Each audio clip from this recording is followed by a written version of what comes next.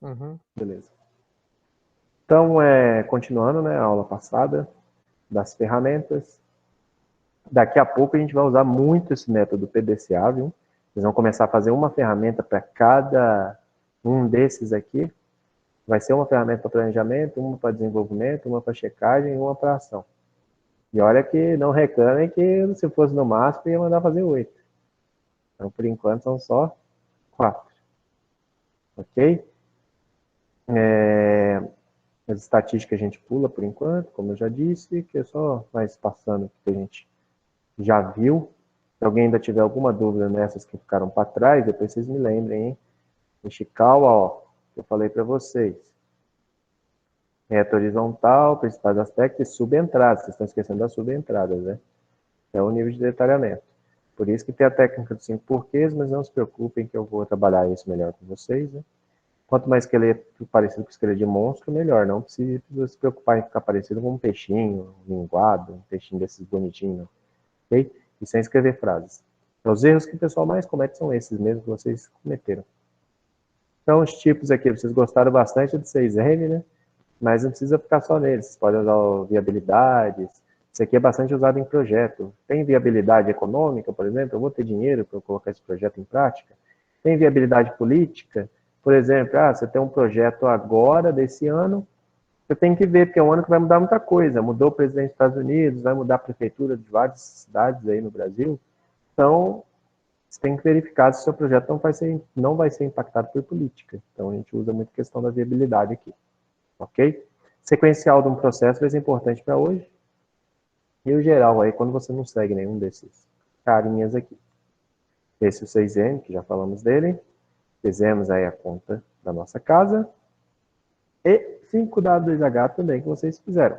Para mim, planejamento de futuro. Objetivo, meta, motivo, benefício, responsável, equipe, nome, sempre. Custo ou quantidade, ó, tem certas coisas que não dá para definir o custo, como alguns falaram ali para mim, não sabe e tal. Então colocam quantidade, ok? E aí, ok de novo. Se aí vocês colocaram quantidade, vocês vão especificando. Depois no HAL você coloca uma estrutura lá de definição de custos e tal, de orçamentos, realizar orçamentos, e depois você só preenche ali na sua planilhinha financeira, praticamente, ali na sua micro planilha financeira, quanto que custou cada coisa.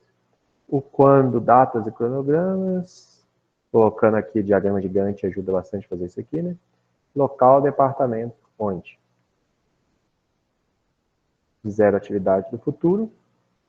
E hoje é o fluxograma que eu quero conversar com vocês, né? O fluxograma, ele é uma representação gráfica, ou seja, que nem está escrito aí, em desenho do passo a passo de um processo ou programa.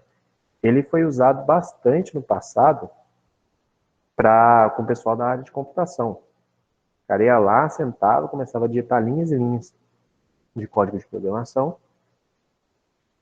Se fosse imprimir, daria páginas e páginas de um código de determinado programa, fazer um programa que nem o WhatsApp, o aplicativo que nem o WhatsApp. Que lá seriam linhas e linhas de programação, páginas e páginas, códigos e mais códigos. Então, se o cara digitou um negocinho errado ali, vai dar um bug, um erro no sistema, o programa não vai rodar. Como que ele solucionava isso? Dividia em diagrama em blocos. Então, colocava, por exemplo, o acesso vai ser essa parte, os contatos vai ser essa parte, as mensagens vai ser essa parte, os emojis vai ser essa. Então, cada um desses bloquinhos estão interligados, né, e fazem parte aí desse processo, desse programa. Isso tudo é um programa, né? E aí, obviamente, tem que apresentar uma sequência lógica. Ó, um exemplo. Tudo que vocês podem ter fluxograma. Aqui é um exemplo de um fluxograma da área de compras de uma empresa. No início, pedido de compra preenchido em 3 dias pelo supervisor, aí depois ela pedido entregue ao comprador pelo mensageiro, pedido examinado e aprovado, e sim continua, senão ele retorna lá atrás, pedido de compra remetido para o escritório central, e aí fim. Ó, estão vendo que tem umas estruturas diferentes para cada um. O que são essas estruturas? É uma simbologia, isso aqui é padrão. Se você for, por exemplo, no PowerPoint, for lá na ferramenta de imagem, vai ter um campozinho escrito fluxograma, vai ter todos, vai ter mais que essas. Por enquanto, eu vou passar as bases para vocês, essas que o pessoal mais usa. Aí, mas se vocês quiserem, vocês podem ir além e pesquisar mais outras que usam bastante aí. Então, olha lá. Esse retângulo, ele é de ação ou operação. Então, é quando você vai fazer alguma coisa, a representação ou etapa do processo que registra tanto a etapa quanto o responsável pela sua execução.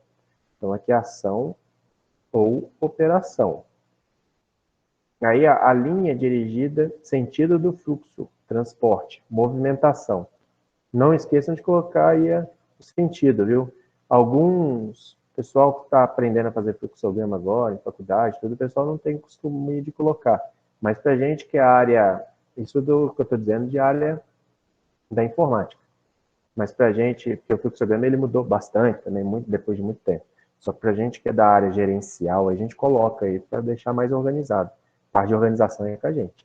Eles é a parte prática, a gente é a parte mais de administração e organização.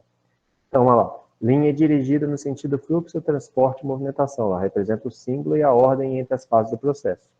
Então, é que ordem que vai tomar isso no processo. Depois a gente chega nesse losango aqui, que é a estrutura de decisão, que a gente chama. Ele só aceita sim e não, viu? Não adianta botar talvez, ou para a direita e para a esquerda, é só sim e não. É um negócio meio que binário ali, só 0 e 1. Então, representa o ponto de uma decisão que tem que ser tomada. Registra-se a decisão na forma de pergunta e que a resposta seja sim ou não, viu? A resposta tem que ser sim ou não. Não existe, por exemplo, vou comer pizza ou vou na lanchonete. Então, não tem pizzaria ou lanchonete. Ou é sim ou não. Vou na pizzaria? Sim e não. Beleza? Então, depois, olha lá, vai descendo. Esse de conexão, vamos supor que a gente vai fazer um fluxograma gigantesco, que não vai simplesmente caber aqui nessa página. Então, eu uso uma conexãozinha aqui no lugar desse fim, passo para outra página e eu continuo normal. Coloco um azinho aqui, um azinho na outra página, do jeitinho que está aqui, e ele continua na página seguinte. Interligar uma etapa do fluxo ao outro. O outro que não tem aqui é esse meio oblongo, é como se você pegasse esse carinha do fim aqui, partisse ele no meio. Ia virar um Dzinho, né? D de demora, chamado também de delay ou atraso. É o que representa o ponto onde uma espera ou um atraso deverá ocorrer. Vamos supor que você está esperando, você vai sair com a sua namorada e está esperando ela se arrumar. Você vai ficar sentadinho lá no sofá esperando, vai ser o quê? O D de demora ali, que representa você esperando ela se arrumar. Ok? Então, esse é um exemplozinho aí de fluxograma. Como eu disse para vocês, dá para fazer fluxograma com tudo. Tudo mesmo. Qualquer operação aí na vida de vocês, vocês podem fazer um fluxograma para ela. Olha esse exemplo aqui básico. Ligar a TV, a imagem aparece? Sim. Imagem é boa? Não. Operar ajustes? Imagem é boa? Não. Chamar o técnico? Se sim, assistir ao programa. Então, dá para você fazer para tudo quanto é coisa. Segunda aí, fluxograma para um domingo. Início. Acordar. Tomar café. O dia está de sol? Sim, vou para a praia. Senão, vou ler um jornal. Volto, vou ao cinema, faço uma refeição, vou dormir. Acabou o domingo. Ok? Esse é um de um domingo. Beleza, pessoal? Então, baseado nesses aí que eu mostrei para vocês, vocês vão montar para mim um programa de sábado à noite. Desenvolva o programa de sábado à noite de vocês. O fluxograma. Então, apesar da brincadeirinha, o que é? Vocês vão fazer, desenvolver aí, o que vocês fazem no sábado à noite de vocês? Professor, agora não faço mais nada, só fico em casa por causa do corona. Faz do dia de sábado, então. Faz criatividade, coloca sua criatividade em prática, por causa do corona, então, o que você tem que fazer? Essa observaçãozinha que está aqui está errada, viu? Eu mudei ela na atividade que vocês já receberam, inclusive, aí, né? Não é... Vocês têm que usar uma de cada. Sabe essas estruturas que eu passei para vocês? Eu quero que vocês usem uma de cada da simbologia, viu? Então vai ter que ter no mínimo um retângulo, no mínimo um losango. A linha, obviamente, vai ter que... Vocês vão ser obrigados a usar, não tem como fazer só com uma. Oblongo, vocês vão ter que usar no mínimo 2 também, porque início e fim começa assim. Conexão, tem que usar alguma. Mas o professor fez o meu pequenininho, a bola e uma conexão, nem que seja para ficar mais bonita, de terminar aqui, você põe a conexão aqui, ele continua e termina aqui. E o meio oblongo, espera, demora, atraso, tem que ter pelo menos um de cada, viu? Das simbologias. E como eu não passei todas as simbologias, eu quero que vocês coloquem um fluxograma com pelo menos uma de cada. Vocês vão montar, fiquem de olho aí nos exemplos. Eu acho que esses exemplos eu não mandei ainda, eu vou mandar daqui a pouco para vocês aí, no grupo. E aí vocês vão fazer para mim o programa de sábado à noite. Ok? Até isso aqui é uma brincadeirinha, né? Porque o fluxograma era usado muito para programação, então ficou o programa de sábado à noite. Beleza? É a primeira atividade de hoje. Segunda atividade de hoje, tempo ainda de passar, matriz GUT ou GUT. É a resolução de problemas baseada em 3 parâmetros. Ontem, nosso querido colega Richard perguntou, hoje já dei a resposta aí. A GUT ou GUT, depende, tem gente que fala GUT, tem gente que fala GUT, ela é uma matriz de priorização, né? Você vai priorizar que problemas você vai resolver. Só que você vai basear essa priorização em 3 parâmetros. Gravidade, urgência e tendência. Mas que raio de negócio é esse? Gravidade, urgência e tendência. Tem essa tabelinha de pontuação da matriz GUT. Aí, baseado nessa tabela, você vai avaliar. Por exemplo, em termos de gravidade, quais os efeitos e impactos que isso vai causar para mim? Sendo 5 extremamente grave, 4 muito grave, 3 grave, 2 pouco grave e 1 sem gravidade. Então, é sempre de 1 a 5 a nota que você vai dar. Depois, em termos de urgência, como tem que ser a ação de bloqueio? Imediata, com alguma urgência, o mais cedo possível, pode esperar um pouco ou não tem pressa. E, finalmente, a tendência. O que vai acontecer com a situação? Piorar rapidamente, piorar em pouco tempo, piorar a médio prazo, piorar a longo prazo e não vai piorar. Fez esse cara aí? Manda a brasa lá. Ok? Aí você vai chegar lá. Ó, um exemplo para vocês. Uma atividade aí de exemplo. Condições de saúde. Imagine que vocês estão com 3 problemas de saúde. Dor nos rins, tomou um tropicão aí e pegou um resfriado. Resfriado hoje em dia é mais perigoso. Fazendo um GUT, qual que vai ser tratado com maior prioridade? Aí, ó, aqui o dor nos rins, colocou gravidade é 5, urgência é 5 e tendência é 5. Aí, ele acha que é muito grave, muito urgente, tem uma tendência de piorar tremenda, né? Pode dar um problema sério aí, matar a pessoa. Tropeção é uma gravidade 3, urgência 4, tendência 2. Que assim depende também, você tem que fazer análise, obviamente, a urgência de análise, mas ele pode ser só um leve machucado ou você pode ter quebrado seu pé, né? Que aí já é uma coisa bem mais grave e tem que tratar. E o resfriado aqui ele colocou, hoje em dia todo mundo ia colocar em 555, né? Por causa da situação que estamos vivendo hoje.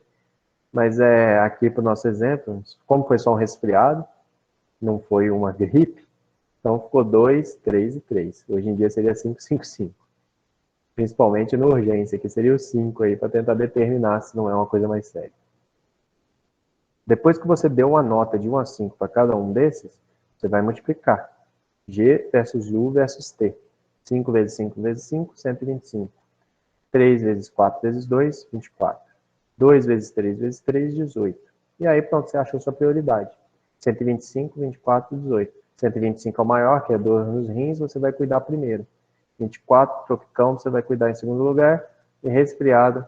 Você estava resfriado, espirrou, tropeçou numa pedra e sentiu a dor no rim na hora.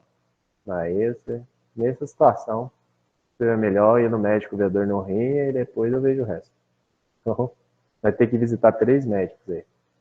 Ou vai no clínico geral aí, pede exame de tudo. Ok? Isso aí que é o GUT. Beleza? A atriz de preferência vai ser para amanhã. Vamos finalizar na